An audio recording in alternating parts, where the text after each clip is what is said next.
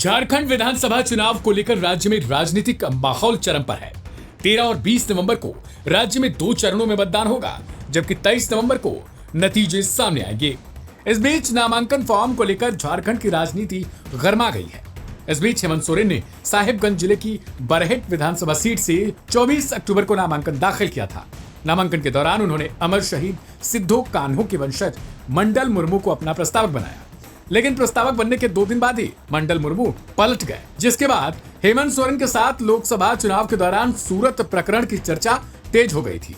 चर्चा थी कि क्या हेमंत का पर्चा खारिज हो सकता है। सूरत वाला खेल बरहेट में होता। जेएमएम के सूत्रों के मुताबिक हेमंत अगर खुद मुख्यमंत्री की कुर्सी पर नहीं रहते तो सूरत वाला खेल बरहेट में भी हो जाता। हेमंत चुनाव नहीं लड़ पाते।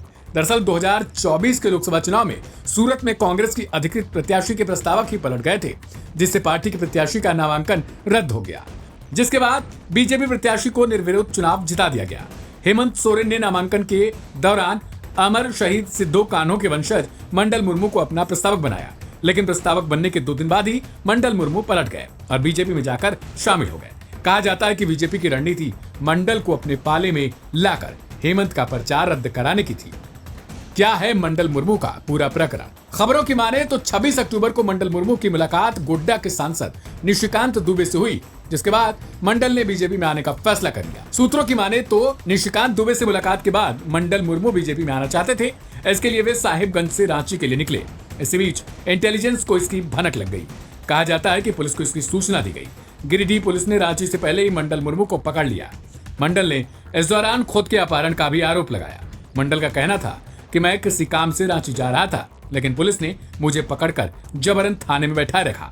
दावा किया गया कि रांची जाने के क्रम में ही खेल हो जाने के बाद मंडल मुर्मू को बीजेपी ने गोड्डा में ही शामिल कराने का फैसला किया। मंडल को सभी नेताओं ने बीजेपी में शामिल कराया। दावा किया गया कि मंडल की ज्वाइनिंग में देरी होने की वजह से हेमंत सोरेन की उम्मीदवारी बच गई। अब मंडल आवेदन भी देते हैं तो हेमंत की उम्मीदवारी पर कोई असर नहीं होगा। जेएमएम के प्रवक्ता मनोज पांडे ने इस तरह का आरोप भी लगाया है।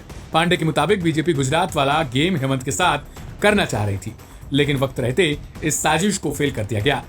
क्यों नहीं हुआ हेमंत का पर्चा रद्द? मामले पर जानकारों का मानना है कि मंडल मुर्मू के पलट जाने के बाद भी हेमंत सोरेन का पर्चा खारिज नहीं होता। नेशनल इलेक्शन वॉच के राज्य समन्वयक सुधीर पाल के अनुसार एक राज्य का मुख्यमंत्री एक स्थापित पार्टी से नामांकन दाखिल कर रहा हो तो एक प्रस्तावक के पीछे हटने से भी खारिज नहीं हो सकता। उनको 1 या 2 प्रस्तावक की जरूरत ही होती है। प्रस्तावक होने की अर्हता को लेकर सुधीर पाल ने बताया, कोई भी शख्स जो उस विधानसभा का हो, उस विधानसभा के वोटर लिस्ट में उसका नाम हो, प्रस्तावक बन सकता है। इससे भी फर्क नहीं पड़ता कि वो किसी पार्टी से जुड़ा हो या ना। इसलिए मंडल मुर्मू के पलट जाने के बावजूद हेमंत के नामांकन पर कोई खतरा नहीं था।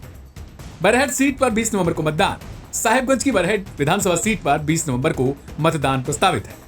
झारखंड मुक्ति मोर्चा की तरफ से यहां हेमंत सोरेन मैदान में है। बीजेपी ने यहां से गमलयाल हेम्ब्रम को उम्मीदवार बनाया है। इन दोनों के अलावा बरहेट में 7 और उम्मीदवार हैं। बरहेट को झारखंड मुक्ति मोर्चा का गढ़ माना जाता है। हेमंत से पहले यहां से हेमलाल मुर्मू विधायक रह चुके हैं। 2019 में बरहेट और दुमका दोनों सीट से जीतने के बाद हेमंत ने दुमका से इस्तीफा दे दिया था। इस रिपोर्ट में इतना ही। बाकी की तमाम अपडेट्स के लिए सब्सक्राइब करें लाइव हिंदुस्तान।